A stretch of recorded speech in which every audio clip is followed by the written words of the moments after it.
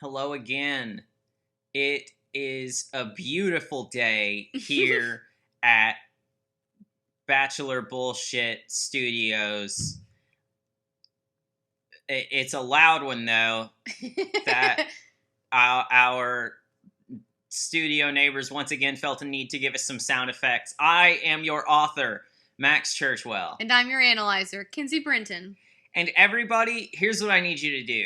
No matter where you are or what you're doing, unless you're driving, you may get an exception if you're driving, but you could maybe spare one hand. I drive stick, so it's easy for me to think I only need one hand on the wheel, but I need everybody to just if you can, take both hands, and I want you to just go ahead and get a good handful of meat grabbing your own ass, and just hold it there.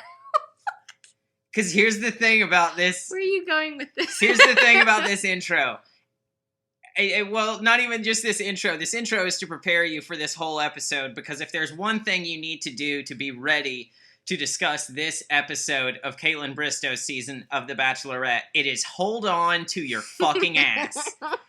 Because there is so much that we are going to have to dig deep into. Y'all, there's a lot. A couple episodes ago, we had mentioned not having enough to analyze. We've got nothing but analysis for this one. Nothing but analysis. We are making up whole hog for that. Absolutely. We just shouldn't have said anything. We never should have commented on it. Little did past Max and Kinsey know that future Max and Kinsey would probably have to go over an hour with nothing but analysis. So let's see how it goes. I know for a fact, because I finished editing last week's episode just yesterday, I know for a fact that our intro was only 1 minute and 10 seconds long, but this one, I had to give a proper warning, a Surgeon General's warning, and so this particular intro is going to have to end at 2 minutes and 15 seconds. That's the end of the intro already. Let's go ahead and break into the first just major bullshit topic we have to discuss. Okay. Thank you, neighbors. So that's the thunder of the storm that's rolling in. Is yeah. all. Honey, you got a big storm coming. So first thing that happens is Nick shows up to the house. He's never been, or the hotel room they're at. Still at the Knicker Redenbacher Hotel. As we see it. He comes in and he just says, He comes in and he says, man, guys, what's up with all this popcorn everywhere, right? He says, what's up, guys? To nothing. No response. Silence. And it's so weird. There are two couches in this room that are like facing each other. And two full-size couches. Yeah. They are borderline sectionals. Yeah, they're really big couches. And I have to know, did the producers come in and set it up this way? They brought in a whole second couch. It's like all the men had already sat down. That's why they're already at the one. And the producers were like, everybody, if you could just chill for a second, we're going to go ahead and throw another couch over here. No reason. Yeah, you guys might, this one's new, so you might go easy on it. Maybe, you know what? Don't even break it in. We'll handle it. We'll handle it. Listen, guys, if you sit on the other couch, it's really going to mess up the, what is it? What do they call Feng it? shui. Feng shui of this Feng whole place. shui. Feng shui. So all of the guys are sitting on, well, they're either sitting on the couch or standing behind it or around it. And so when Nick comes in, there's Pink Floyd's Us and Them starts playing. yeah.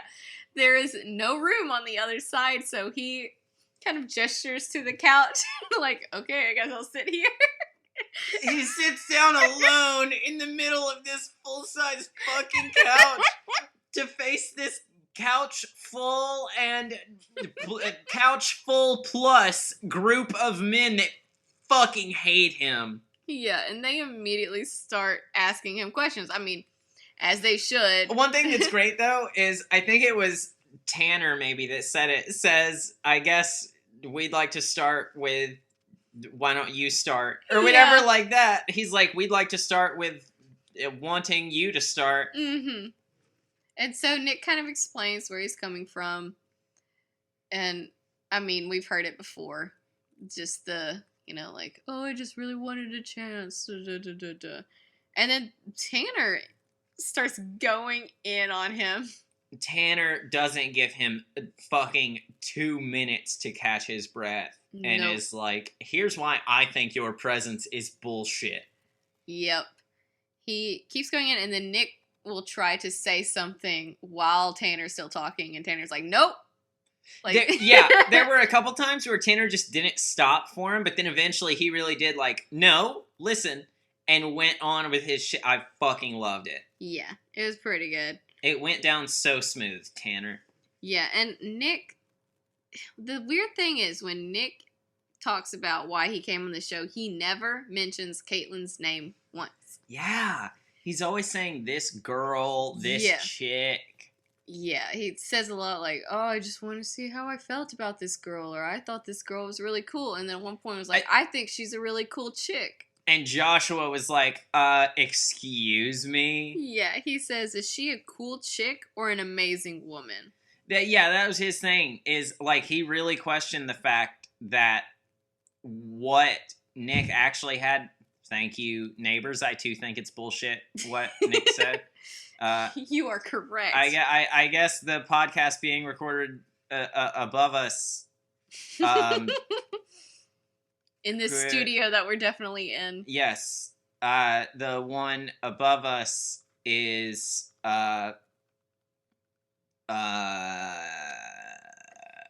Bachelor Trivia Hour. That's what it is.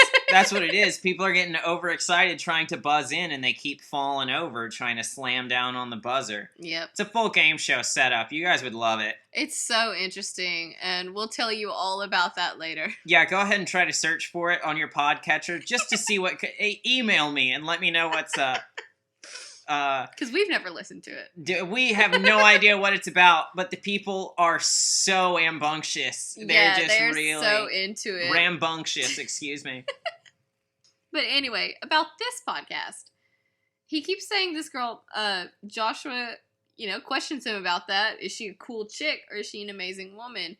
To which Nick is like, well, I mean, wording. Phrasing. It's the same thing. Yeah. This is not a semantics situation, though. Because to me at least, there's a huge difference in saying, I just think she's a cool chick, and I think she's an amazing woman. Yeah. If I said my mom was a cool chick... that is a wildly different message from saying my mom is an amazing woman. Yeah. Yeah, there's such different levels there, if you think about it.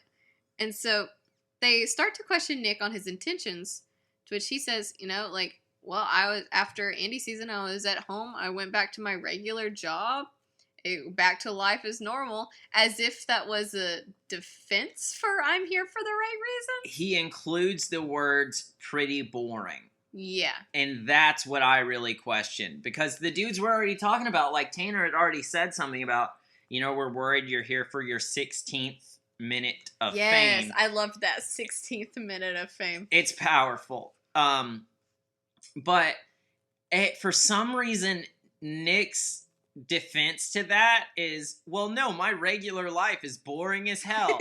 Yeah, that makes it seem like you aren't looking for your 16th minute of fame. For sure, Nick Vile. Yeah, Nick Vile, that's a great, great defense that you have done. Excuse me if I may make another callback reference to our last episode and the last episode of Caitlin Bristow's season of The Bachelorette. Nick Vilal. Nick Vilal. Could we call him by that? Sean only calls him the other guy. So we will talk about that. How about we only call him Nick Vilal? Okay. Nick Vilal.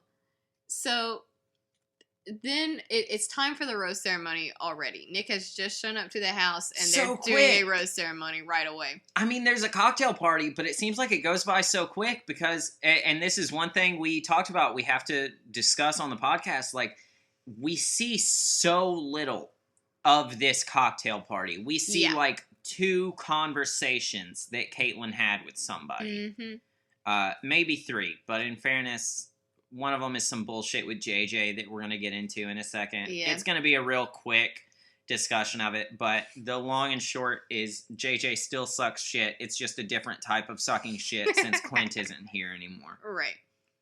So it's so they show like them all walking as a group to where this rose ceremony is gonna be, and Nick is like off to the side. It's like he can't walk in with the group.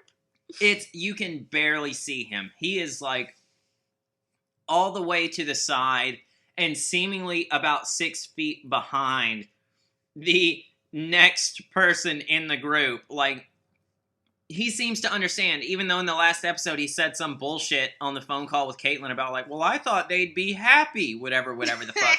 By the way, the two of them, we said it before, the two of them have buck wild expectations for how the men would accept this situation. For sure. But it's fantastic to see how quickly he realized he was entirely wrong and recognized, like, you know, I'm going to have to social distance myself from them. Nick was ahead of the game. He was ahead of the game. Everybody bring the Nick Villal attitude to being in public. You got to stay at least 6 feet away from the nearest person. Man. So this rose ceremony, this cocktail party, is going to be at Citi Field, which is the big baseball stadium in New York City, I guess. And clearly, I love sports, as you can tell from We're my both references. Big sports peoples. All my references to the big sports. You know, I love... Damn, I don't even remember. I was going to make a reference to, like, the famous, more commonly known soccer player. David Beckham. There you go. I love David Beckham and all of his soccer stuff. And, God, boy, do I love the Mets with their famous player... That guy who throws the ball real good. The guy who throws the ball so good. And then that guy who hits it real good. Oh, he hits it so good, doesn't he? And then there's that one guy who catches it. Yeah, no, there's so many dudes that catch so good on the Mets, such as Daryl Damison. Daryl Damison, love him. I love Daryl Damison. If you don't know him, man, look him up. Are you even a real Mets fan if you don't know Daryl Damison? How can you not know Daryl Damison unless you're a fucking casual?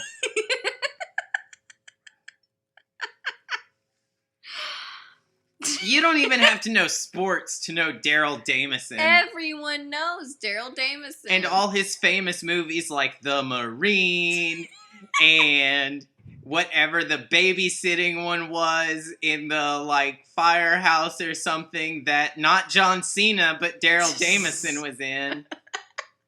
He was in The Expendables at some point, I think. For sure. He's been in some animated... He was the bull in that one movie. Yeah, that one movie, I know exactly what you're talking about. God damn, I just realized I know a fair amount of stuff John Cena has been in, but I have not followed his actual career at all. I just know him from The Champ is Still Here! And he said it exactly like that if you watch the WWE. No, the Mets! I'm sorry, Daryl Damison said it in the Mets. Yeah. It was the pitcher is still here! We've spent too much time on this very bad bit about non-existent sportsmen. So, they have the cocktail party here. The only time they're really on the field before the rose ceremony, because of course the rose ceremony is going to be on the field. Gots to. I do love that Caitlyn is on the pitcher's mound, though. Yeah. And the men, this is jumping ahead a little bit. They did not make the men stand at home plate, which is bullshit. Yeah. They still, I mean, I know that I know that the distance between the pitcher's mound and home plate is 35 feet. It's a good distance. Me. I don't know. It's a good distance. I understand, but like, why not give them longer and more awkward walks to accept their rose? So funny. And especially if they hadn't cut anything and we could see it in real time. Yes. And they did it like 24 style. It's like Chris Harrison comes out and says whatever about blah blah blah. This is the rose ceremony, and then it's like Boom. Boom. Boom. No, And they're showing like the timer. That's what they did on 24 if no one else has watched it. And I don't blame you if you haven't. I just want there to be no music. Just walk, just a slow, awkward walk. No, don't even get it twisted. I'm not saying there's music. I'm saying it is always the boom, boom, boom, boom, ticking of seconds. That's what I want there to be. Yeah. There's a fucking timer in the corner to see how long this rose ceremony actually took. Welcome to the longest episode in Bachelor history. It's 3 hours long, so they could get the full rose ceremony in there somewhere. So, well, they go down to the field. JJ takes Caitlyn down to the field to run the bases. Yeah, it's really awkward. He, like, picks her up and acts like she's the bat at home plate and then starts to run the bases with her. Throw her like a bat. I was going to say, and I voiced this. This is another weird one where we actually watched, like, 2/3 or something of this episode a while back, a couple days ago now. I don't remember when exactly, but we returned to it and rewatched it because this episode earned a rewatch. Absolutely. Which is wild to say about any episode of any show in this family of product. But yeah, no, he does the full swing with her, and I wish he had really really committed to that bit. I mean, he would have to make more of a commitment to this bit than he would to Caitlyn if he won the fucking season. To Clint. There you go. He would have had to be more. He was big time more committed to Clint than this bit. And like, if you're willing to have another dude pop your back zits in the shower, how are you not willing to just hurl the woman you are trying to become engaged to? How are you not willing to hurl her aside and run the bases by yourself? Yeah, so he runs her around the bases, and the whole time she's like trying to pull her dress down. She's she's wearing a relatively short dress, and it becomes clear very quickly this position of being carried does not work. She's hurtling towards a fucking Janet Jackson situation. Yeah. Wherein JJ is Justin Timberlake. Fucking ban Justin Timberlake from the halftime show at the Super Bowl. And bring Janet Jackson back. Bring Janet Jackson back. So it was like about halfway between third base and home. Caitlin's like, let me touch the base. Yeah. And like, it seems like JJ realizes that she's reaching to try to pull her dress down because he turns around. Yeah, like away from the camera. Yes, and then she says, let me touch home base, so he sets her down. It's a nice moment, but JJ still sucks shit. Yeah. He didn't even do anything bad in this episode, but he still sucks but shit. We still hate him. So, Joshua starts talking a little bit about Nick, and says, or at this point, he's just talking about the rose ceremony and saying, you know, if you don't have one of these old girls, and he like taps gestures to rose. somebody's rose. I love that he called them these old girls. So we're gonna do our best to call every rose, or in this case, boutonniere, handed out one of them old girls. Yeah. We're actually renaming our podcast to "Will You Accept This Old Girl?" Will you accept this old girl? Will you accept this old fictional girl? That's what we have to change it to if we're really going to be committed to this bit. And I'm sorry, Caitlin Bristow, but I would have thrown you before I ran those bases. When I commit to a bit, I take it very seriously. Do I expect to get married? No. Am I willing to hurl a woman I could potentially get engaged to for sake of a bit on a television show? You're goddamn right I am. I'm Max fucking Churchwell. I'm the man who threw the Bachelorette. Hey, we found the title already. We found the title to the episode already. The man who threw the Bachelorette. God. And so, next up, we see a conversation between Tanner and Caitlyn.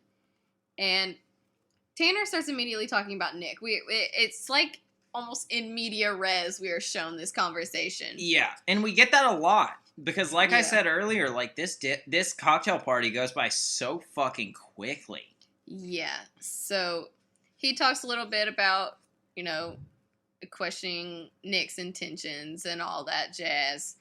And then we see Sean, and Sean is not into this Nick thing at all. He's very uncomfortable with it. He's and so rightfully uncomfortable. so. Yeah. Like, we'll talk on that more at length later on in this, but discomfort with this situation is a very appropriate reaction. Right. And so Caitlin and Sean have a conversation where Sean says, I had just started to bring my walls down, and with the other guy here, which it's very funny. He says in a talking head, I will only call him the other guy. Yes! It's as if I was on The Bachelorette and said, I will throw the Bachelorette. He makes it clear the stance he is taking. Yeah, and he stands true to it the whole time. He only calls him the other guy. Absolutely. And it's so wonderful. I don't know what it is about it that makes me love it, but I love it so fucking much. And so, Sean mentions his walls had been, he'd been bringing his walls down, and now that the other guy is here, they're kind of coming back up. And Caitlin, she has a weird reaction to that. Well, because, this comes back to something that I mentioned earlier and we talked about in the last episode. Like, she seems to not understand how this situation will affect the men.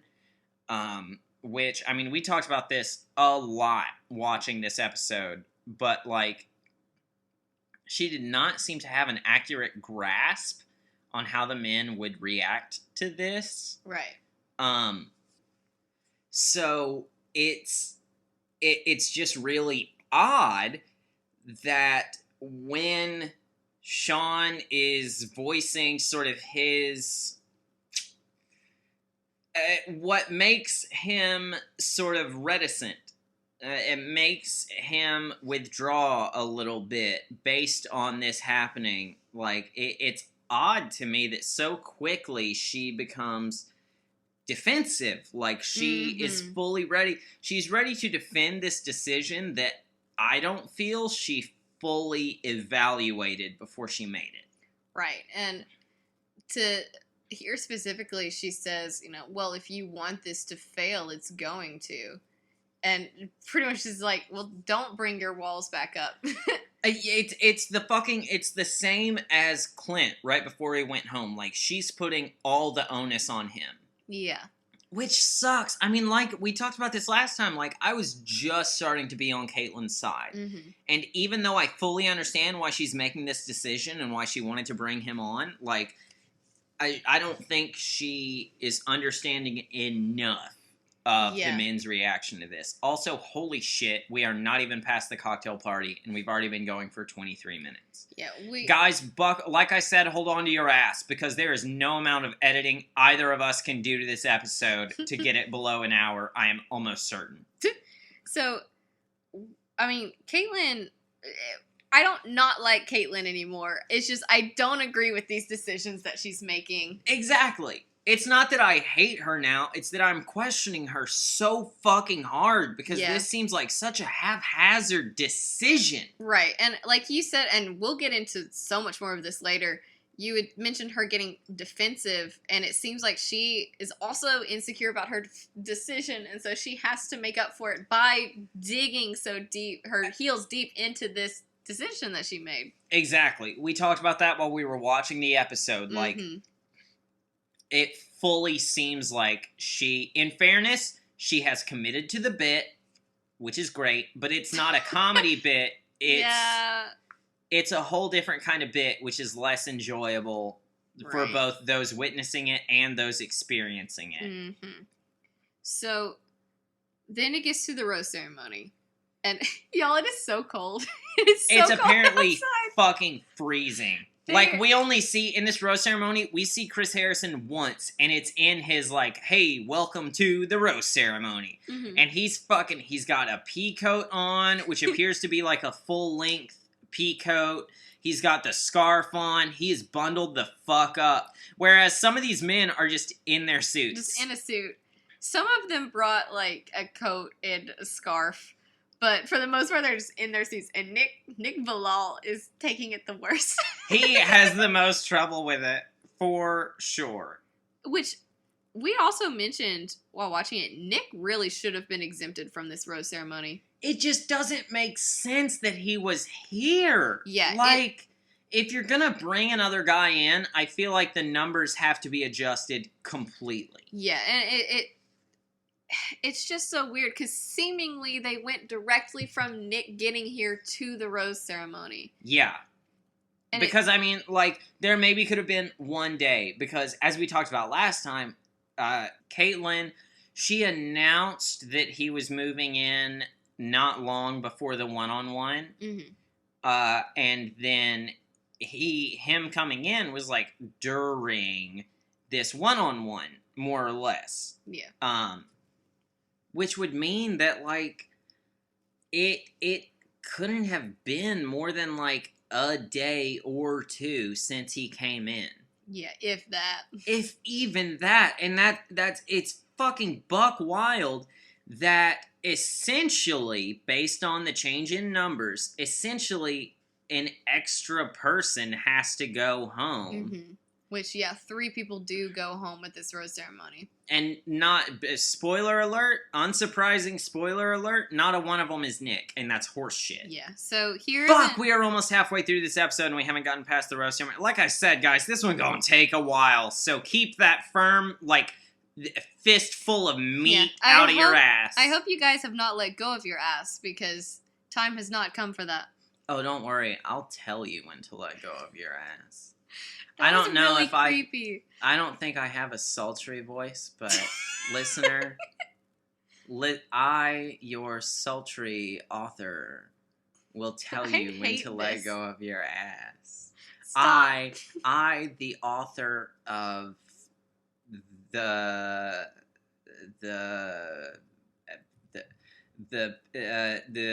passion. You're doing so good. This is very sultry. The passion of Richard Firmrod. That's Dick Firmrod, if you think about it. That's my novel, and I will let you know as the original Dick Firmrod. It was a self-insert for me as an author. Hold on. Don't do it. Insert. I hated it. I hate that. As an author, I will let you know when to let go of your ass. And I'm perfectly happy to have spent an extra almost 3 minutes on this bit. It's a bad bit. Because I am your author, Dick Firmrod. That's probably not going to show up in the recording. So let me say it a little bit closer to the mic. I'm your author, Dick Firmrod. This is ASMR. Welcome to Dick Firmrod's ASMR.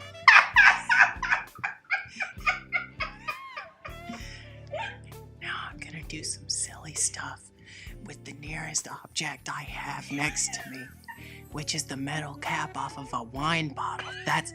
The wine bottle is why I, your author, Dick Firmrod, am visiting you. And now I'm gonna flick this wine bottle.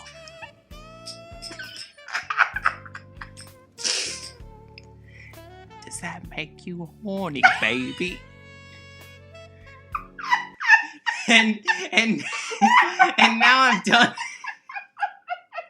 And now I have finally done the Austin Powers reference that I swore I would do to the devil when I sold him my soul to make this podcast. God. I finally fulfilled that contract. I hated it the whole time. It's a recurring charge like a subscription, so you'll catch another one, baby. I'll make you horny again, baby. Now we can go on with the podcast that I've now wasted at least 6 minutes out of. Okay, well, I was about to go into the roses. I hope you caught every 6 minutes of that, listener, but there's no telling how much of it you caught. So, in order, who gets the roses is Ben Higgins. Ben Z. I don't know his last name, but it's Z. No, I was about to say the last name of a person I went to high school with. And Matthew from last episode will be even more on blast if I say the last name of this other person. Because that will confirm anyone's suspicions. Sean, Tanner, Joe, Ian, JJ, Joshua, and lastly, Nick. Shocker that Nick got a rose. His fucking second day in the house. How funny would it have been if he didn't? I really fucking wish he wouldn't have. I really fucking wish he would have gone home at this rose ceremony. Yeah. Let's crank it into overdrive because we're now 30 minutes and 30 seconds in. And we're still at the rose ceremony. Fuck! So Jonathan, Corey, and Ryan go home. Goodbye. So sad. So then we get a teaser where two guys say that they are falling in love with Caitlyn. Yes. We get a shot of Caitlyn putting someone on blast. We don't know what it is about, and we don't know who it is. I don't know. We'll get a lot. We now know who it is. Yeah. And if you haven't watched the episode, you, in time, within the next 30 minutes, will know who it is. So, and then we get a shot of Ian putting Caitlyn so on blast. Super fucking... He's, going hard on Caitlyn. Yeah, about...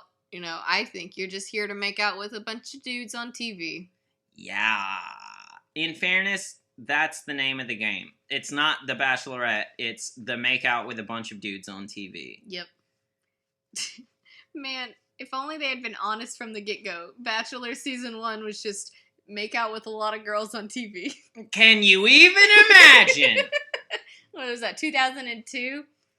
They could have gotten away with it if they tried hard enough. So, Ben H gets the one-on-one on this date. So while he's getting ready, Nick is talking to some of the other guys, and he's, talking about being a contestant and what it feels like and all this stuff, as if these guys hadn't been doing it for 5 weeks already. He's fucking mansplaining this goddamn process, this fucking game to them. And it's he really fucking... If he had joined on, week 2, what he's saying could have, to some extent, could have been helpful. Yeah. Still would have been annoying, but it would have been helpful maybe. Would have been annoying as hell, would have sounded condescending, because it is. But instead he's coming in on week 6? Well, it's episode 6, week 5. Oh, okay, yeah, because there's a whole Nick Bilal arc.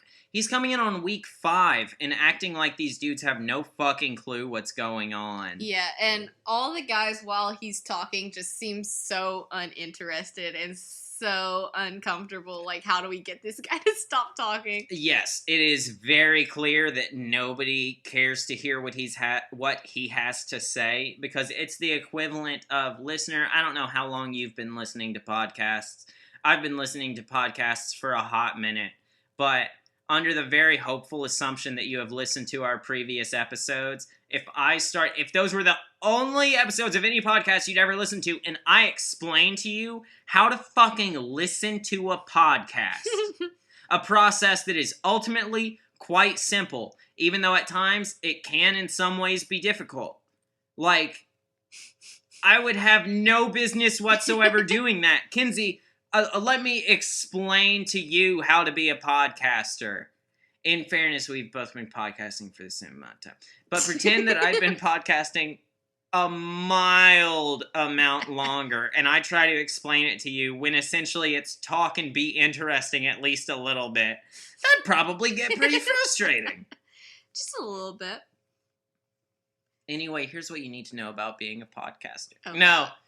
Dick Firmrod will tell you everything you need to know about narratives, but Max Churchwell will tell you nothing about podcasts because I know nothing.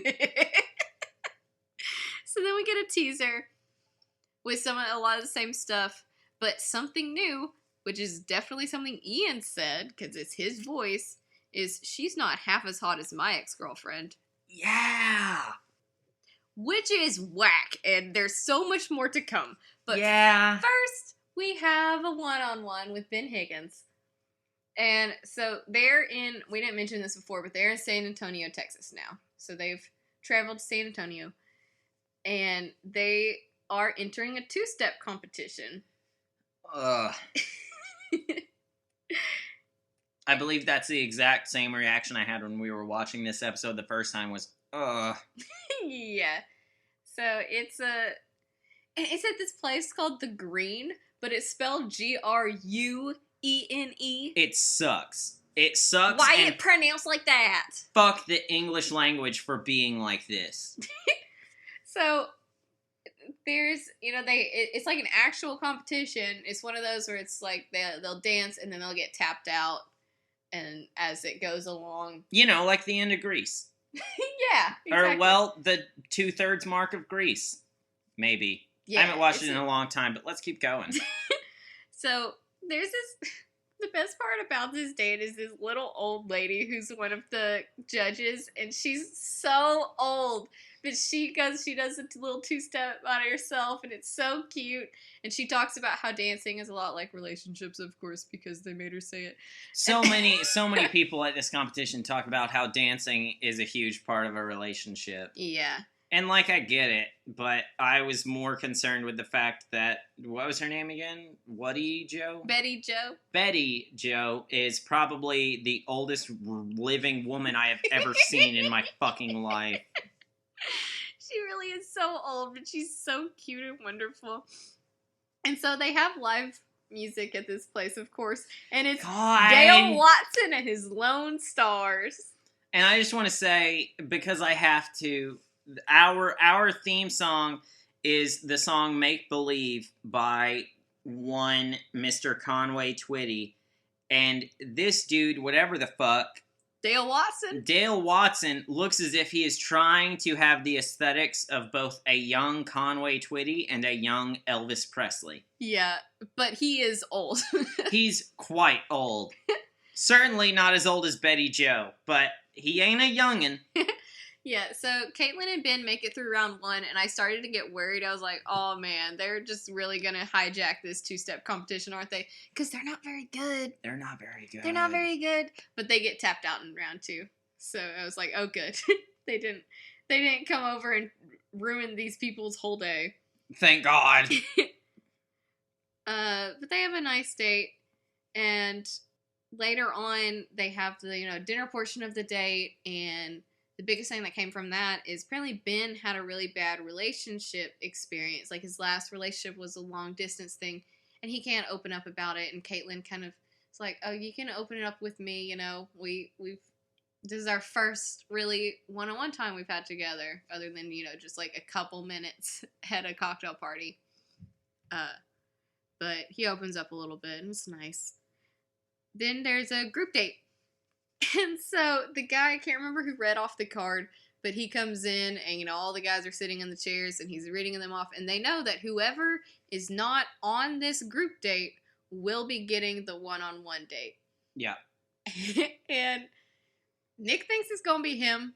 And I think it's Sean specifically who was like, hey, I'm going to be real pissed if it's Nick. Yeah. And so they're reading off all the names. And can I just say, almost certainly more people than Sean were like, it's going to be bullshit if he gets it. But it was mostly Sean. Because they get to the very end of the date card, and it's Nick. Nick does not look happy about it. You can see his world fucking shatter around him. Whereas you can see Sean's world gain a whole new light. He is so giddy. Like, he even said in a talking head that he could not help but express how happy he was. And it was very funny. So then we get a teaser. This group date is going to be a mariachi thing. Sucks. They're doing, all these white dudes at the end are doing mariachi. Sucks. Well, in fairness, Ian is on this date, but man, oh man. Well, he's also not Hispanic or Latino. That's true. He's still of the wrong race, but in fairness, he's not a white man. But boy, howdy, does he just chuck up a full-on we will brick. Definitely get to that. And then another thing we see in this teaser, apparently Joshua is going to have a big thing later with Caitlin. Mm-hmm. And also, his hair is different. His hair is very... It's funny, because when we were first watching it, I didn't really notice it. Like, I questioned, like, wait, isn't that just how his hair is? I think I was the one who was like, is his head shaved? Like, yeah, you were big time like, wait, Joshua got a haircut. And But- we'll get to that Yeah. shortly. So we get to the group date, and they come out, like a mariachi band comes out, and then this young boy who's like 12 maybe comes out and starts serenading Caitlin, and he is wonderful. He kicks ass. Yeah, so he introduces himself as Sebastian de la Cruz El Charo de Oro, which is, so Sebastian de la Cruz is his name, and then El Charo de Oro translates to the Golden Horseman. He has earned that title. He has earned it. He's wonderful. And he's amazing. He dunks on the guys so hard sometimes. He fucking come on and slam, and welcome to the Sebastian de la Cruz slam. His whole thing is, oh, I just stole Caitlin's heart. Now it's your turn to try to take it back. And so they all have to write their own mariachi song. Yes. And he goes around and tries to help them out. I just want to say real quick, so it's on the record, I did just butcher the 4 Squad City DJs, or whatever it's called. I butchered the come on and slam and welcome to the Space Jam. I'm sorry, but we don't have time for me to fully correct it. I just have to admit my guilt. Thank you. So then we get to the actual mariachi part, and I mean, it goes about as well as you'd expect. No one is great. No one's good. JJ tries to take his dude's guitar. He tries to play guitar with it, and he really loses himself. Well, no, that's what sucks. He doesn't try to play guitar with it. He somehow acquires a guitar, presumably from one of the men in this mariachi band, and it's sort of like he takes over. But it's the mariachi band. They try to like get it started for him.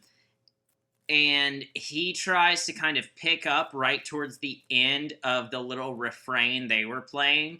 And he is absolutely not on beat. He's playing maybe at the same tempo, but like it goes from this actual melodic refrain to just him strumming the same like one chord. And not chord as in like one guitar string.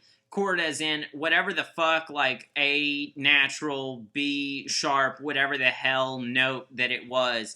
He is just strumming that repeatedly off tempo. Yeah, or off beat at least. It's real bad. And then Ian, he sings, but he chokes so hard, and I feel so bad for him. Yeah, because it's one of those things where like he got a bad start and then he couldn't recover from it. Yeah. And the second he gets that bad start, you can tell he knows. He knows, and in a talking head, like he was talking about, I set myself up as a performer, and if I don't perform well, I choke. And well, he was saying, like, I have high standards for myself. Yeah. I set myself up as a performer, and then I fucking choked, and I look like an asshole, or whatever. There were a bunch of bleeps. Yeah, I look like a bleep. Yeah. So, I felt so bad for him. And then it's Nick Vilal's turn. And he takes Caitlin upstairs to this balcony, and sings to her, and oh, it's so bad. It's clear that he needed the gimmick of taking her up to the balcony because he sings about as well as I could play basketball. And if you couldn't tell from how I was discussing sports earlier, I would be quite bad at basketball. Yeah, but it seems that, like, the guys give him credit for this move. Yeah, if I had one good dunk, you'd give me credit for basketball. Yeah. That's essentially what Nick had. And some of the guys are like... It'd be more of like Max, he's real bad at basketball, but at least he's having fun out there. At least he wore good shorts and had fun out there. Yeah. Because that's the thing. There are a couple of men who recognize, like, that was a really solid move. Yeah. All the men we hear from are like, man, he sucks at singing. Yeah.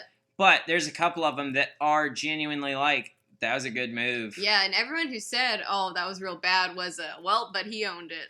But yeah. And then, so when he's done, they all kind of, was like, yeah, except for Joshua. Yeah. Joshua says, I'm not applauding. I am not applauding. Joshua, there's a lot coming up with him. So then we get to the dinner portion of the state, and it's like this cabin with like a church near this it. weird barn situation. Yeah. And This, like, fancy barn.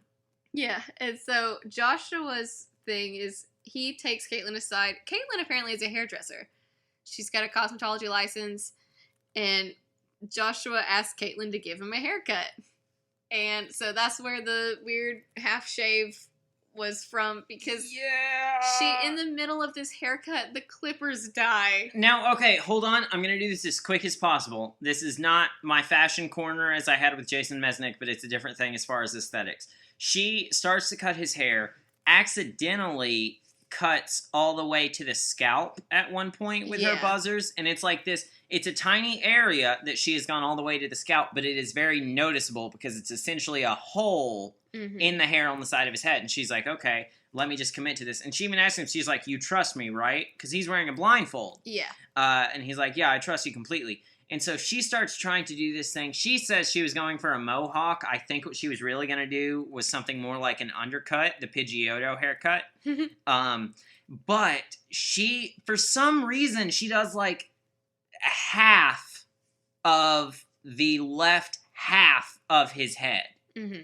She trims that, not even trims, shaves that off completely, then goes to move to the other side, and the clippers die. Yeah. The battery goes out on these clippers, which there's no way the producers did not do that on purpose. Yeah. Because if Josh brought his own electric razor, then he fucking better have not brought it with like half a charge. I wonder if these were just bad clippers, like for her to mess up in that first bit, and then like for them to die on her. That first mistake was on her. No, yeah, that one was on her. But for them to die that quickly, that could not have been an accident, in my opinion. And it's very clear she was not cutting long enough for them to have died from a full charge. Yeah, and then so he goes back to the guys, and they all just dunk on him so hard for this haircut. It's a big guffaw. Yeah, and I feel real bad for him. He seemed to be upset by this. Understandably so. Yeah. Joe even does a spit take. Yeah, it's honestly really funny because Joe, like, he manages to keep it together, and you get a little bit of, like, you see him before he starts to take the drink, and he's relatively straight-faced, but then he goes to take the drink, and it looks like he, for a split second, looks over to Joshua, and it's like a little bit, you can see him do the little sort of lunge, kind of, and a tiny bit of his drink comes out, and he stands up and just has to spit all the rest of his drink out. And it's not a mist, y'all. Like, it is a hard spray. Yes, this is not a comedic spit take. This is I'm going to choke on this if I don't get it out of my mouth. Yeah. And he completely jettisons this full shot of, like, whiskey on the rocks or whatever he had. And so then we see Nick talking to Caitlyn.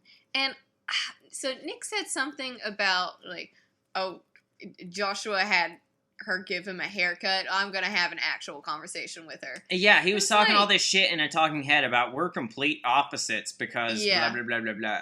It was like, dude, I don't know. It was weird. And it was very weird.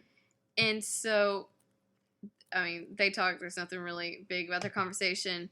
Well, actually, Caitlyn does say, you know, like, how are you doing in the house? Like, what's going on in the house? Like, really pushes him to, you know, explain, you know, who doesn't like him in the house and all this stuff. And so then Joshua takes Caitlyn aside a second time. Yeah. It's worth noting, Valal never says who specifically has issues with him, but it's established like there is quote-unquote friction in the house. Yeah. Well, he says, you know, it seems like most of the guys are okay with him. They're cool to him, to his face at least. But there are a couple guys who obviously are not happy that he's there. And so Joshua takes Caitlyn to this church away from the house, and this is where it breaks For the record, bad. It's a teensy tiny church. Oh yeah, it's like one of those one room. It's pretty much, it's almost to the level of being kitschy. It's like a tourist attraction it's like style that church thing. House in Silver Dollar City. If y'all have ever been to that area of Silver Dollar City, there's a church house and there's a schoolhouse, and no one visits it. And listen, my family used to go there all the time, and there was an old lady who worked at the schoolhouse, and she would remember us every year that we Holy would shit. go, because we were some of the only people who would go to the little schoolhouse. Let's put her to the fucking test. Let's go to Silver Dollar City and see it. Well, Well, okay, the last unfortunate time thing... we went, she wasn't there, and she was really old, and I'm afraid that she doesn't work there anymore. Okay, then reasons. I won't make the joke I was about to make, because now it's even more disrespectful. So we'll just keep going. Okay. So I'm so sorry. I'm gonna have to pause the recording real quick so I can just make this joke to Kinsey. Okay. So she's the only one that's uncomfortable. So give us just a minute, listener. And we're back. You Kinsey, should feel bad. I don't. Do you feel bad about that joke? How do you feel about it?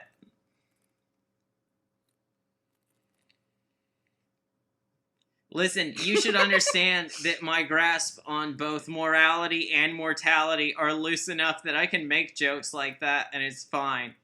Well, let's keep going. So, Damn, sorry, listener. I've thrown Kinsey off her rhythm. I've thrown her off beat with my wonderful, wonderful, really shitty it joke. was a bad, mean joke. So, A bad, mean joke. There's the comedic stylings of Max Churchwell, your author. Bad and mean.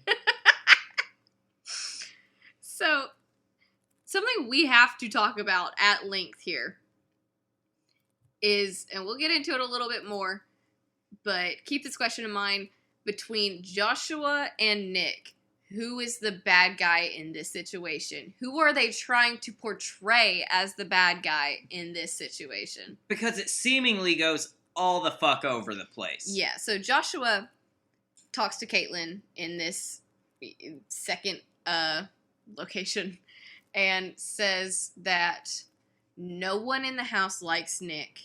Nobody's comfortable with him. Nobody likes him. And so Caitlin is like, so everyone is lying to me. Yeah. There are a lot of things that are very weird about this situation. Super fucking weird. So Joshua says that he's talked to all the guys and they all don't like Nick. And so Caitlin is like, then why is no one being honest with me? And Joshua says, it's because no one wants to be the weasel. No one wants to be the guy to throw Nick under the bus. Yeah.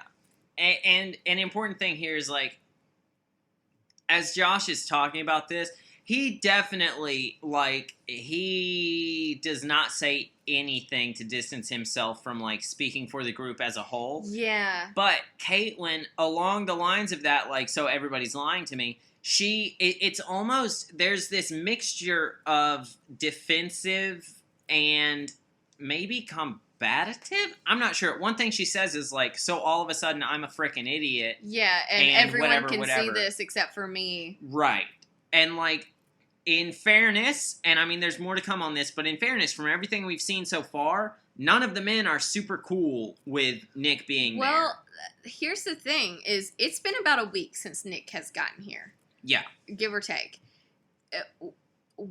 We saw the guys when it was announced that Nick was going to be there, and when he got there, they seemed not cool about it. Yeah. But we haven't really seen anything since. Not so much. Except for from Joshua, Sean, and Tanner. Yes, at the cocktail party. Yeah. And so it's like, they haven't given us enough to really figure out who is the bad guy here. Is Josh actually... If I may, Joshua. But Joshua. Go on. They call him Josh sometimes. Well, they're rude. Joshua, is he actually... Does he believe this, that every guy is coming from this thing? I think he does believe it, but I think he's conflating their reactions to equal his own. Yeah. I think he is much more against Nick than any of the other guys there, other than maybe Sean and Tanner. Yeah. And we can, of course, get into that. We are going to get into that a little bit more here in a minute, but, like, at this point, it is very difficult to really draw any conclusions because, like, we just have not gotten enough information. And that's the thing. It's just so weird. The timeline is so muddled. You don't really know. I say it's been about a week, but that's just, I think so. Yeah, the truth is, who fucking knows? Yeah, and it's just so frustrating not having the information. And I feel a little bit like Caitlin probably feels like, what is the truth? Yeah, I think this, and I mentioned this earlier, like, especially having rewatched it, obviously we watched this with the intent of analyzing how are the producers and editors influencing our experience of it. This is the first episode where, like, hook, line, and sinker, I have felt like I am in the exact position of the viewer who is not questioning those things.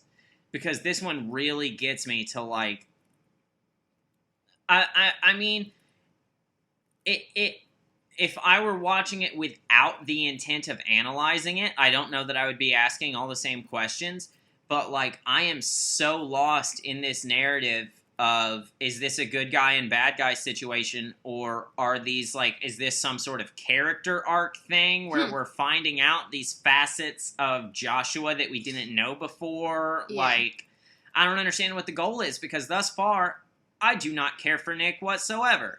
Right. But now I don't know, like, is he being, to an extent, like, almost set up by what Joshua, now I'm rude, by what Joshua is saying here. Yeah, it feels that way. And it's like, is it that way, or do the producers just want us to side with Nick? Because we have seen so fucking little when it comes to the dude's reactions to this. We know how, what, 3 men feel about this. Yeah. If even that, 3 men. Yeah, because it is 3, because it's Joshua, Tanner, and Sean. Yeah. That's what we have seen. Mm-hmm. And because we haven't seen any guys being like, oh yeah, I love Nick, it makes it feel like, yeah, every guy in the house is against Nick. Yeah. And so it's like, we were on Joshua's side with that, but then now on the second watch, I don't know. I just don't know, and that's so frustrating to me. And the reason for that is what happens next in this episode. Yeah, so Joshua comes back from this conversation that he's had and says, well, that was a hell of an interview. These guys already knew that he was talking to Caitlin for the second time. Somebody must have seen him walk to the church with Caitlin. Yeah. Because they knew specifically he's talking to Caitlin and they're in the church. Yep. And they say, oh, you've been interviewing this whole time? And he's like, yeah. So he is trying to put it off like it's been a talking head that he's been in this whole time. And then Caitlin shows up and it's like, Joshua, did you really think that lie was going to work? Yeah. Where's Caitlin been this whole time you've been having this interview? Yeah. And then she just happens to show up at the same time as you do? Mm-hmm. And it seems like they were in there for quite a while, like longer than a talking head, I assume, would take, based on the question of, oh, you were interviewing this whole time? Yeah. Yeah. And some of the guys are like, Joshua just lied straight to our faces. Yeah, there are at least, I think they show 3 different guys, but I'm not sure, talking about... I think so. It's 2 or 3. I was going to say it was at least 2, but I believe 3, talking about, like, that is big time untrue. Yep. That is definitely not true. Yeah, and so Caitlin shows up, and she's already a bit miffed, of course. Mm-hmm. And she asks, like, straight up, she's like, you know, are you guys being honest with me? And she doesn't say, Caitlin, she did not go about this in the best way. Not at all. I would, in fact, say that she went about this in a very, very bad, inadvisable way. Because, first off, when she says, are you guys being honest with me, she doesn't say, like, specifically the Nick situation. And I would assume these guys wouldn't automatically think, oh, she's talking about Nick. And, well, they wouldn't assume she's talking about Nick and only Nick. Right. Is my thing. And so there's a bit of silence, and then they're like, yeah, I guess. I'm being honest. Yeah, sure. And then Caitlin says to Joshua, are these guys being honest? And he says, I'd like to think so. Yeah. And she gives him such this look like, are you kidding me? Yeah. Like, and then she says, you just said no one was being honest with me. And then it just really... It just seems like there's so many miscommunications going on. Yes. Because, like, especially on the rewatch and paying more attention to it, yeah, there are defo times where it's like Joshua was speaking for the group. Yeah. But at the same time, Caitlin is the one who started talking about everyone's a liar. And Joshua's just talking about, like, it's hard to come forward with this stuff. Mm-hmm. He doesn't say outright, like, yeah, nobody's willing to tell you they hate the shit out of Nick. He just says, like, it's hard for me to even say this right now. Nobody wants to be the person who is, calling somebody else out to you. Which is fair, is very accurate, but... It's fair, but at the same time, he should not have been speaking for everyone. He really should have focused on his own feelings. And he also should not have let it spin out of control so much. Yeah. When she brought up, like, so everybody's a liar and I'm a fool and whatever, like, if he had said more to explain, like, well, I'm speaking on what I know or what I have heard. Right. Something like that, perfectly fine conversation. But he never included a caveat like that. Yeah, and then when he had been talking to Caitlin, he said, ask Sean, ask Tanner, ask Ben Z, ask Jared. They'll tell you the same thing. So Sean is not on this date, but the other three are. Yes, and in fairness, we have not heard Jared or Ben Z directly speak on Nick. Right. But we have seen plenty of their reactions to Nick, and none of them have been positive. They have always seemed, especially like earlier when Nick was talking about, well, no, this is just, that's the whole thing about being on this show is other guys go on dates when you don't. Yeah, thanks, Nick. Nobody fucking knew that on week 5 or whatever the fuck. I know, and like their reactions to that was just more of a like, oh, is this guy gonna stop talking? Yeah, it was like, are you fucking kidding me with this? Yeah, and it's just facial expressions. Like they didn't say anything in Talking Heads or anything like that, but still. And then Joshua says, or I can't remember if it was Joshua or Caitlin who asked, how do you guys feel about Nick? And Jared and Ben Z both say something along the lines of, he does not affect our relationship. Yeah, I think it's Caitlin asks something. She almost like asks, oh man, I could be remembering wrong. I feel like it's almost a sort of either guiding or loaded question in regards to, like, basically, are you guys cool with Nick being here? Right. And it's Jared and Benzie. Jared is the first one to respond. Yes. There is quite a bit of silence before he starts talking. Yeah, but it seems as if Jared is the first one to respond and Benzie responds right after. And Jared says something along the lines of, like, it's none of us, it's not as if it's great for him to be coming in now, but, like, I'm fine with it, and it seems like most of the guys are. And Ben Z's like, oh, yeah, like, him being here doesn't affect our relationship and whatever, which, again, we haven't heard from them, but to an extent seems a little different from what at least we were led to expect from them. Yeah. You know who doesn't say anything, though? Is Tanner. Completely fucking silent. Silent the whole time. And they really just are. It feels like they are throwing Joshua under the bus here. It really does. And It especially seems like Tanner is, because the facial expression he has when it cuts to him throughout this conversation, it really seems like he's holding his tongue. Oh, for sure. It really seems like he is holding back. And you had asked, like, while we were watching that, are they throwing Joshua under the bus because he lied to them earlier? Yeah, like, I don't know if it's vindictive or, we talked about this a little bit too, like, is it that they are saying, fuck that guy because he just gave us some bullshit? Or is it like, have they acted a certain way around him that's different from the other guys in the sense of, like, they are more negative towards Nick when they are with Joshua?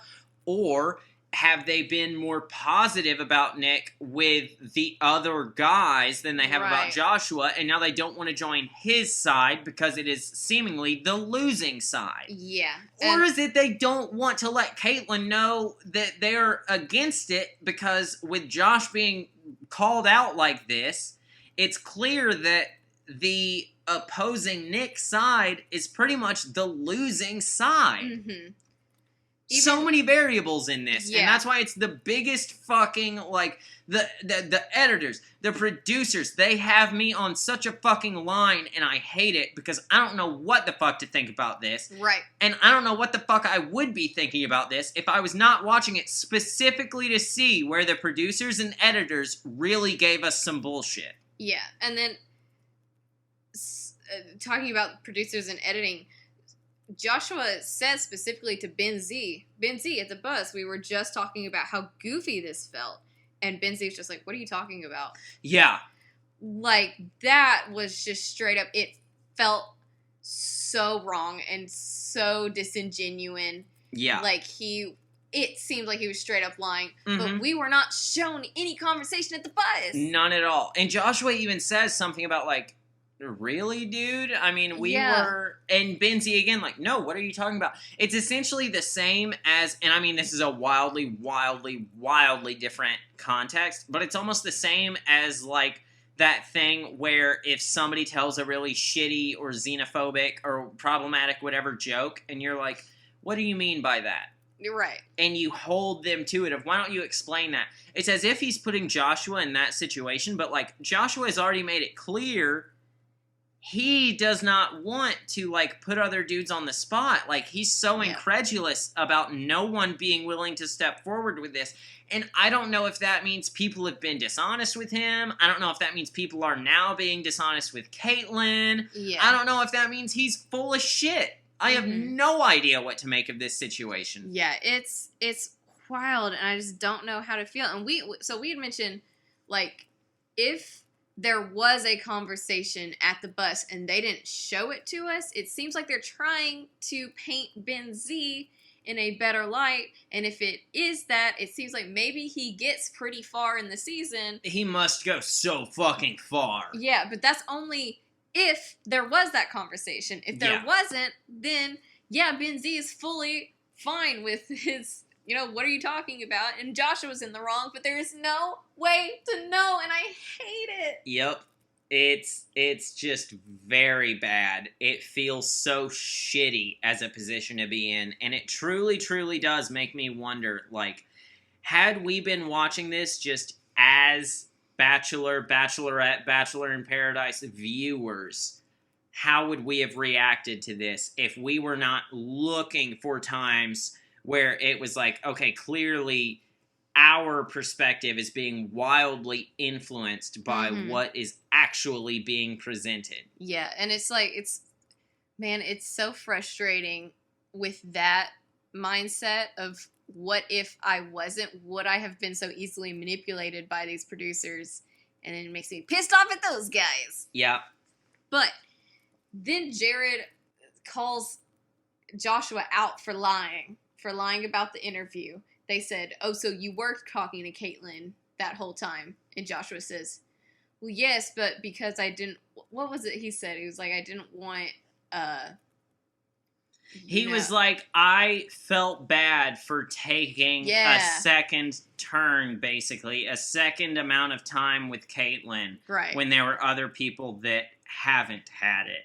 Yeah, and Jared says, a good guy doesn't do that, or something like that. Yeah, he was like, if you were a good guy, you wouldn't have done that. And there is so much fucking finality in that. Yeah. So Caitlyn ends up giving the rose to Nick, because just really putting it out there where she stands in this situation. And here's what I'll say real quick. We see, obviously we get, like, a talking head. I think we get one from Joshua. I don't know. There's some reactions to that right after it happens, but very quickly we see, like, Caitlyn leaving this group date. Yeah. And she, like, everybody stands up and she gives a couple people a hug. Joshua's one of them. And then she leaves, and fucking, I don't know how many dudes are here, but, like, over 3/4 of the men in frame have their hands in their pockets. It is clear so many of them feel unsure and likely very uncomfortable. Mm-hmm. And like I am in a similar position. I'm Yep. entirely outside of it, but Yep. I am in a similarly very confused and uncomfortable I'm position. sitting here with my hands in my pockets because I'm also uncomfortable and confused. Not to mention, you have to keep a tight grip on your ass, so I hope your hands are in Yeah. your back pockets because I didn't tell you to let go of your ass yet, dear listener. God, I hate this. I will probably remember to tell you to before the end of this episode, but if I don't, you better keep them on there till next week. I hate you. This is your official goodbye for now from Dick Firmrod. Keep holding that ass. We'll see if that made it onto the recording in a Yeah. minute. So then they I get hope it did. Welcome to my first recurring character, Dick Firmrod. the worst. I'm so glad he's made it. My dear, dear friend, Dick Firmrod. God. So then we get to Sean's one-on-one. And, hey guys, so Sean still smells good. According Apparently to he Caitlin. still smells good. And he's fucking... I pointed this out to Kinsey. Like, he's fucking... When she says this, and obviously it's a talking head. It could be about something completely separated from this. But, like, from this point on, I believe to the end of this date, actually, he's shirtless. Well, until the dinner portion. But after the dinner portion, they go out in the... Is he not? Oh, well, okay, Dinner yeah. portion's at the end. There was some interim, at least. But, like, when we see this talking head where she's talking about he still smells good, and she actually says, oh, shit, that's creepy, I'm being creepy, or whatever. Which, let's destroy that. All right, if somebody smells good, you fucking tell them. Hey, because yeah. there's a good chance that when somebody smells good, it's me. And I want to fucking hear that I smell good. Because I know I do, but I want you to tell me, dear listener. Mm-hmm. He's fucking shirtless when she says this, though. And it's like, did he bare skin apply cologne? Because, man, oh man, that is some serious planning. Maybe he just has really good smelling shampoo. That must be a powerful musk that shampoo gives You never off have then. like shampoo that just like you can smell it on people? Not from a distance, no. Well, when you're right up next to them, like Caitlin was. Even still, she's considerably shorter than him. Her nose is considerably below his hair. That's a very powerful shampoo. But anyway, this is not important. It's not, but Sean, if you're out there, email me, let me know what shampoo you use. Will you accept this prose@gmail.com? Okay. So, Sean and Caitlin talk a little bit about this Joshua situation. Because Sean says, when they came back last night, I felt really bad for Joshua. And he kind of stands on the same side as Joshua. And he had actually, I believe in a talking head before their date really got started, he talked about, like, how he was feeling a need to just be open and honest with her about this situation. Yes. Which I really respect, because he even, like, in this conversation, he says something about, I just felt like I had to be upfront with you. I had to be honest with you about whatever. And, like, all kinds of respect to him for doing that after seemingly knowing how things went for Joshua the night before. Yep. Yeah. And so then they get to the dinner portion of the date where Sean opens up about this terrible accident he had. Yeah. It was this terrible car crash, and he got out fine. He didn't talk about any injuries he sustained. He said that he crawled out of the window and like felt like he was dying. But it was real bad. It was wild. Yeah. And then he tells... Fucking crazy story. Yeah. We don't have time to tell the whole thing, but it's crazy. And so then he tells Caitlin that he is falling in love with her. To which Caitlin replies, I feel the same way. Which I thought, I grant you, she didn't say the words exactly, but I think that it's a big no-no for the Bachelor or Bachelorette to express feelings like that to a contestant. I think what it is you don't say, I am in love with you. I'm falling in love with you is one thing. I am in love with you is different, because a person that we will not say whose name it is, who is the next Bachelor, said it to 2 of his contestants. Yes. And he got in big trouble for it. Yes. Because one of them, of course, went home. Yep. I grant you, she didn't say, like, I'm falling in love with you too, or I am in love with you, whatever like that. But I just thought that, like, discussions of that level in general were frowned upon. Yeah, what's weird is especially it feels like it's so early on. It's wicked early. Yeah. It's only fucking, week 5? Week 5, yeah. That's crazy. Yeah, and then, so, another thing Caitlyn said when she was in Talking Head was that when he said that to her, she felt like it was her husband saying that. Yeah. And so... She's been talking husbands a lot lately. Yeah, but I think this was one of the most, like, specific, like, this one. Like, and it seemed very genuine. Yeah. Like, when she was talking about Jared last week, and it was like, she went from talking about, I can't even pay attention to Jared because I'm thinking about Nick so hard, to... that just sounded like whatever. Like, there was a similar situation about, like, he's someone who could be my husband or whatever. Like, there were big words said then as well. Right. And we had mentioned before Sean seemingly maybe getting that perfect match edit that Melissa had gotten in Jason's season. And I feel like this just really contributes to that theory. Absolutely. This is nigh upon proving that theory. Yeah. But guys, I hope you have not let go of your asses yet, because there is more. So I told you to keep hanging on to them. So we get some shots of Ian at the house alone.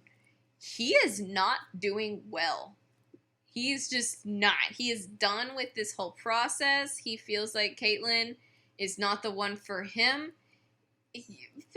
So in a Talking Head, he says, why wouldn't Caitlyn want a Princeton graduate, former model who defied death, who's been around the world a couple times? If that doesn't impress her, what will? And, like, all this stuff about how he's so perfect and good and girls just like him. At one point he says that he has a lot of sex and he just gets a lot of chicks. And it's like, dude, what is... He feels like Caitlyn is not giving him the attention he deserves. Yeah, he... Man, oh man. It becomes very clear how highly he thinks of himself. Yeah. And I mean, just with all his... God, he spends so much time talking about how he would be a great bachelor. Yep. And, like, it's so clear that... It's an entirely masturbatory necessity he has that Caitlyn is not fulfilling. Yeah. And I think his reaction to Caitlyn's behavior is similar to Caitlyn's reaction to the men's behavior when she brought on Nick.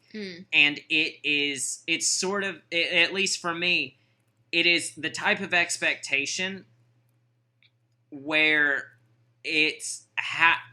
the question I must ask is, how could you possibly not foresee that things would be different?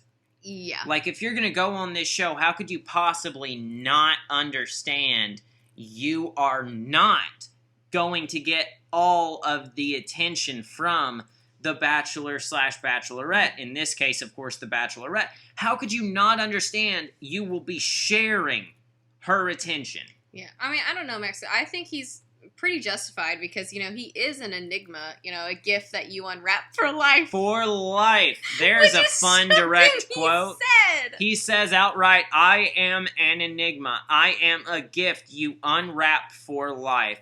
Ugh. It is so clear. I've said this a couple times before, but you know what? I think he has now cleared every bar set before for the most impressive amount of, like, time and thoroughness, extent, whatever you want to say, with which he sucks his own dick. Yeah. He is now at the top of the self-fellatio list. Yup. He's going to confront her about this. Yep. And, I mean, he's planning on going home, but he wants to talk to her first.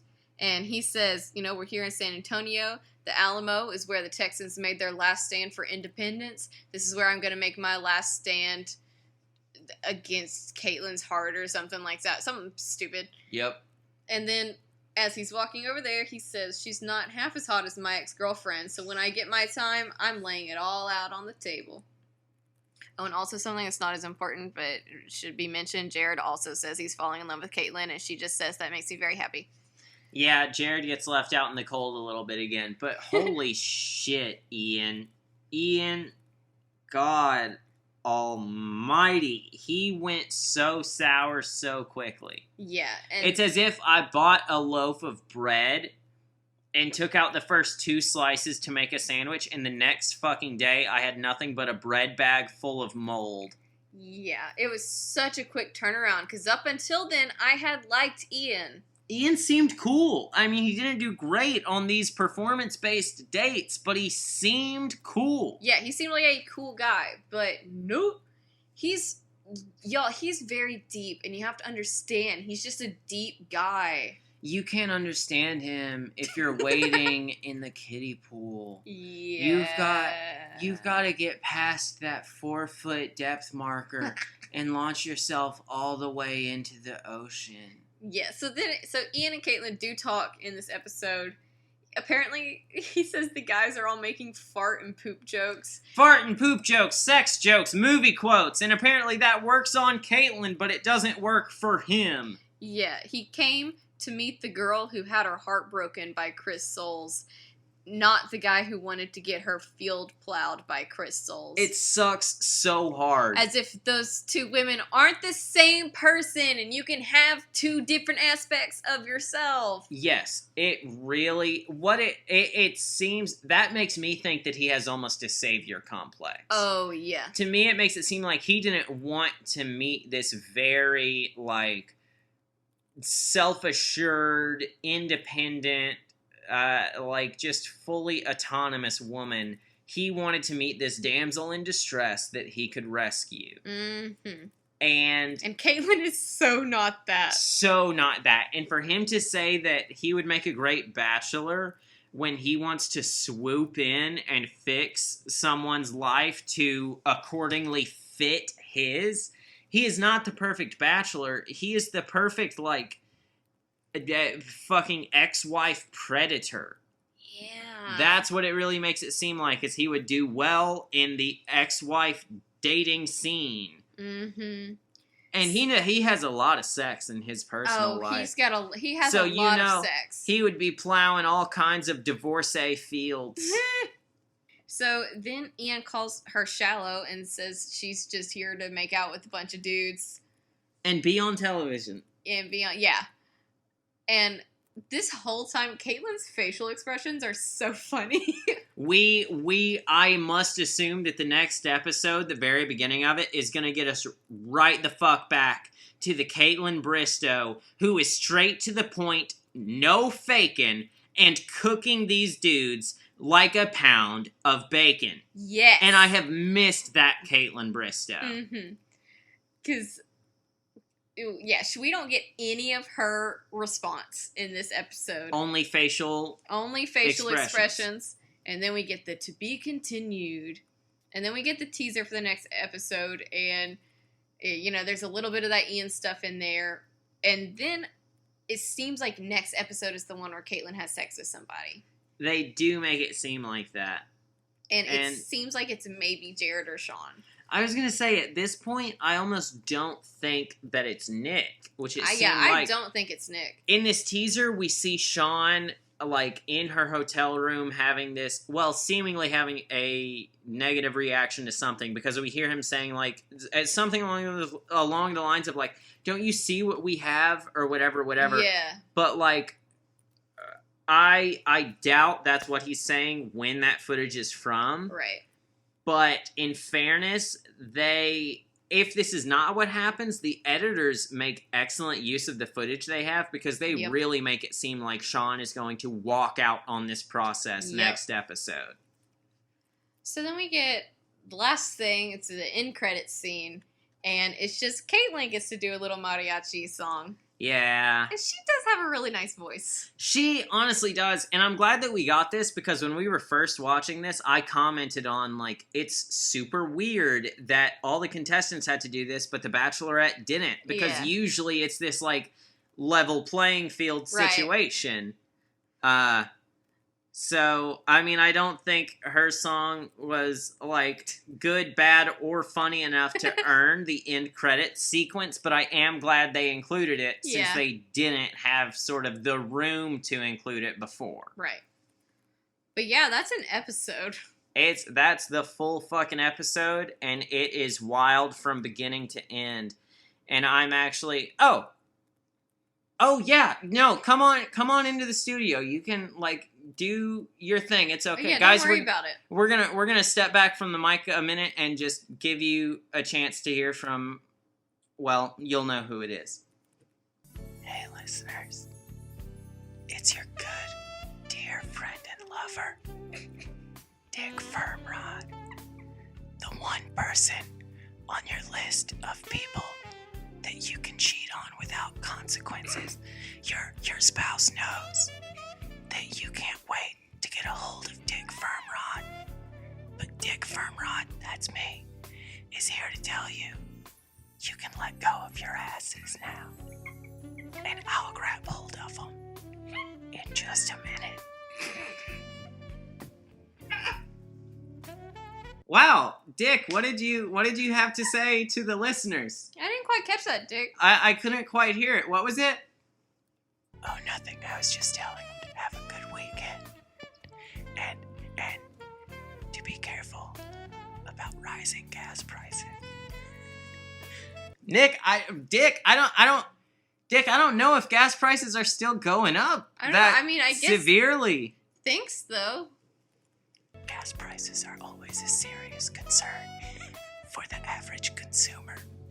I guess you're right, Dick. You have a point. In fairness, I do get gas rather regularly. Mm-hmm.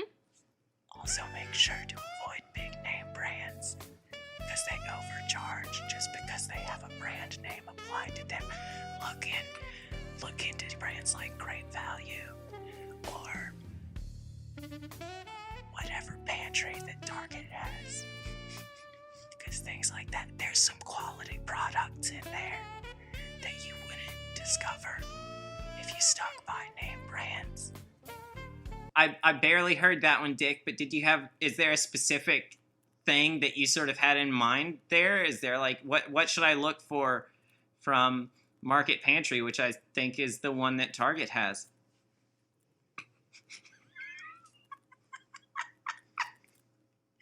You should really check out their version of Doritos.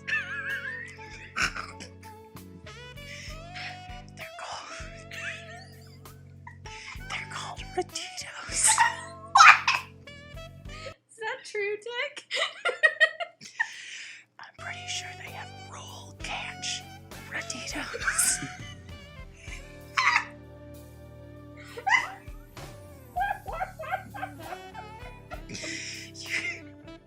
You should really give the roll catch Roditos a chance because they really hold their own. Also check out Reefos, the great corn chip offered by Great Value Reefos. Wow, you've given us a lot to think about there, Dick. You know what? Tomorrow I'm going to very consciously get some gas so that I can make my way over to Target and Walmart to check out Roditos and Reefos. Two amazing sounding chips. Is it just chips that they have, Dick? Is it only chips? I didn't hear a product other than chips. No, Did you? only heard chips. You can check out their gelatin products. Lego.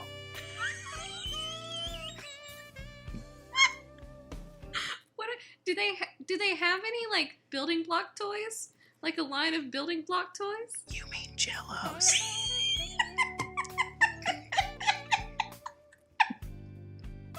Yeah, that's it. They do have Jellos. You should check out their Jello City. They have a great line of city-based modules made up of Jello blocks. Wow, Dick, Jello block. Damn. I've been investing in the wrong fucking plastic building toy this Yeah. whole time. I had no idea, Dick. Wait, Dick, does that mean that if I went to Target and tried to buy I forget what I called it, I don't remember the Target brand. If I went to Walmart and I tried to buy a Dick Firmrod novel, what would it be called? Victor Rod. They defo steal my IP. But they're not bad. So everyone, look into Victor Rod novels, but only after you've read the original Dick Firmrod novels. I have a documentary coming out.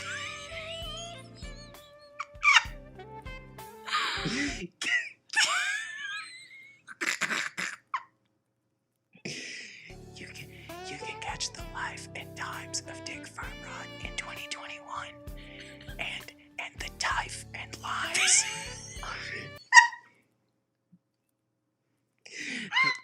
the type and lives of Victor Firmrod in 2022. Not 2120. In 2120. They're really gonna put off writing that one because it's not so much a documentary as it is a manifesto delivered in real time of my full entire life. It's like the movie Boyhood, but there's no time skips. It is directly from the day of birth to the day I die, and nobody knows when that's gonna be. But what we do know is that when the movie opens, it's going to begin with a timer, and you will hear. Boom. Wow, you really came full circle with that one. I thought I'd give it a callback. I thought I'd include a callback after I let the listeners know to release their backsides. That one wasn't good. The rest of them were good. But the last one, I reached a little bit too far, so it's clearly time for me to go. Thanks for joining us in the studio today, Dick Firmrod. Yeah, wow, Dick, it's been amazing having you here. I hope to see you again sometime soon. I'd love to come back soon. Do you guys validate parking? Or can I just leave Bachelor Bullshit Studios, no problem? Well, that's all the time we have today. Yeah, sorry, Dick. We gotta go ahead and let the listener go. This has been a long episode. Dick, we're probably gonna have to do a lot of editing on this one.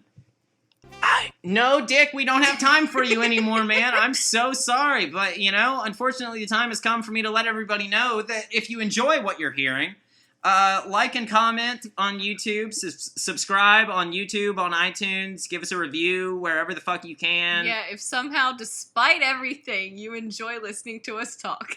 If you'd like to hear more from Dick Firmrod, please email us or throw it in the comments. I will be watching very closely.